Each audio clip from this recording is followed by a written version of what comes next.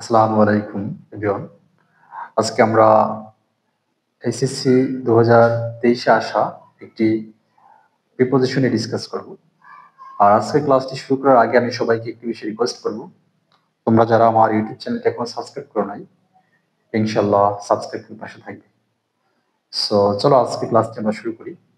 আজকে মূলত আমরা যশোর বোর্ড অর্থাৎ যশোর বোর্ড 2023 এ আসা একটি প্রিপোজিশন ডিসকাস করব।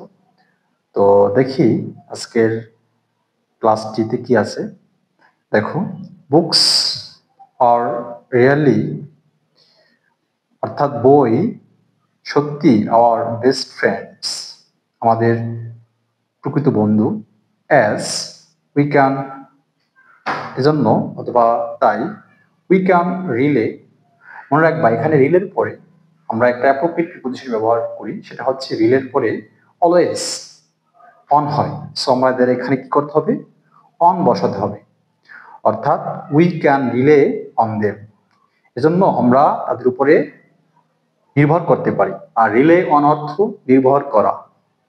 ওয়েন যখন, উই আর বোর্ড আমরা যখন বিরক্তি বোধ করি, আপসেট হতাশ হই, ডিপ্রেসড বিষণ্ণ থাকি, লনলি একাকিত্ব সময় কাটে, অর অ্যানয়েড যখন আমরা বিরক্তি বোধ করি।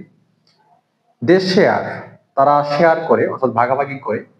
এখানেও একটা অ্যাপ্রোপ্রিয়েট প্রিপোজিশন ব্যবহার আছে, আমি এখানে দাগ দিয়ে দিচ্ছি যেটাকে অ্যাপ্রোপ্রিয়েট প্রিপোজিশন থাকবে আমি সেটা নিচে এখানে দাগ দিচ্ছি। এই শেয়ারের পরে আমাদের ডেফিনেটলি কি ইউজ করতে হয়? With, WITH, with. অর্থাৎ দে বলতে এখানে বুককে মিন করছে। দে শেয়ার তারা শেয়ার করে উইথ আস আমাদের সাথে ইনফরমেশন অ্যান্ড নলেজ তথ্য এবং জ্ঞান, ওয়েনেভার যখনই উই নিড আমাদের দরকার হয়। দে এনাবল আস তারা আমাদেরকে সক্ষম করে টু হ্যাভ অ্যান গ্লিমস। এই গ্লিমস মানে হচ্ছে আভাস দেওয়া। এখানে একটা অ্যাপ্রোপ্রিয়েট প্রিপোজিশন ব্যবহার আছে, গ্লিমস সাথে অফ হয়। দেখো, গ্লিমস অফ হবে এখানে, গ্লিমস অফ কালচারস অর্থাৎ সংস্কৃতির আভাস দেয়। অ্যান্ড ট্রেডিশন ঐতিহ্য, আর্ট মানে শিল্প, হিস্ট্রি মানে ইতিহাস, জিওগ্রাফি মানে ভূগোল, হেলথ মানে স্বাস্থ্য, ফিজিক্যাল মানে সাইকোলজি মানে মানসিক বিষয়, and many other subjects and aspect of life জীবনের বিভিন্ন দৃষ্টিভঙ্গি। গুড বুকস ভালো বই অলওয়েজ গাইড আস আমাদেরকে গাইড করে বা পরিচালিত করে। দেখো এখানে নির্দিষ্ট করে একটা কথা বলছে, ড্যাশ দ্য পথ। দেখো এখানে হবে টু দ্য পথ, এখানে তোমাকে অর্থ বুঝে বসাতে হবে। টু দ্য রাইট পথ অর্থাৎ সঠিক পথে, ড্যাশ লাইফ। দেখো এখানে কি হবে? এখানে অর্থ বুঝে বসাতে হবে ইন লাইফ অর্থাৎ জীবনে।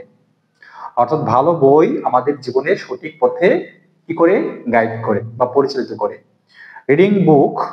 Reading good books help us আমাদেরকে সাহায্য করে আন্ডারস্ট্যান্ড দ্য ওয়ার্ল্ড পৃথিবীকে, ড্যাশ আস বেটার অর্থাৎ পৃথিবীর চারদিকে যা কিছু আছে সেটাকে আমাদের বুঝতে সাহায্য করে। এখন চারদিকে ইংরেজি হচ্ছে অ্যারাউন্ড, AROUND, অ্যারাউন্ড আস অর্থাৎ আমাদের চারদিকে যা আছে সেটাকে বেটারলি অর্থাৎ বেটার ভাবে আমাদেরকে বুঝতে সাহায্য করে। ওয়াইল যখন reading books,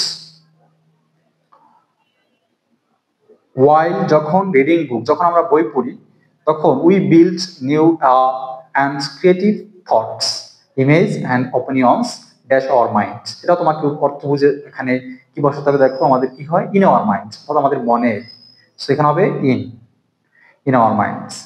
this habit helps us এই অভ্যাসটা সাহায্য করে আমাদেরকে এক্সপ্লোর অনুসন্ধান করতে, লাইফ জীবনটাকে, ড্যাশ ডিফারেন্ট পার্সপেক্টিভস অর্থাৎ বিভিন্ন দৃষ্টিভঙ্গি থেকে। সেখানে থেকে ইংরেজি কি? ফ্রম, এখানে আমাদের ফ্রম বসাতে হবে। From, FROM, from different perspectives.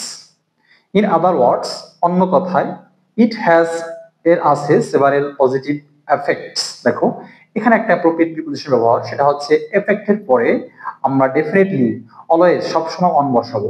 Effect on our body, mind and soul. In fact প্রকৃতপক্ষে দ্য হ্যাবিট অফ রিডিং বই পড়ার অভ্যাস ইজ অন। দেখো এটা হচ্ছে একটা ডিগ্রির ব্যবহার এখানে, অন অফ দ্য অর্থাৎ যখন দেখবা অন এবং পরে দা এবং ইএসটি যুক্ত কোনো অ্যাডজেক্টিভ থাকে তখন আমাদের এখানে ডেফিনেটলি অফ বসাতে হবে। তার মানে অন অফ দা, এটা একটা রুল, সেটা হচ্ছে ডিগ্রি যারা করছো তোমরা তারা অবশ্যই বিষয়টা বুঝতে পেরেছো। One of the best qualities that a person can possess, যেটা একজন ব্যক্তি ধারণ করতে পারে। আজকের ক্লাসটি আমরা এখানেই শেষ করছি। আর শেষ করার পূর্বে আমি তোমাদের আরেকটা বিষয় রিকোয়েস্ট করবো, সেটা হচ্ছে তোমরা ডেফিনেটলি এই ক্লাসগুলো পার্ট বাই পার্ট আকারে দেখবে, তাহলে ইনশাল্লাহ তোমাদের ভিতর থেকে যে জড়তা আছে কিংবা প্রিপোজিশন নিয়ে তোমাদের যে একটা দুর্বল পয়েন্ট আছে সেটা আশা করি প্র্যাকটিসের মাধ্যমে আর থাকবে না ইনশাল্লাহ।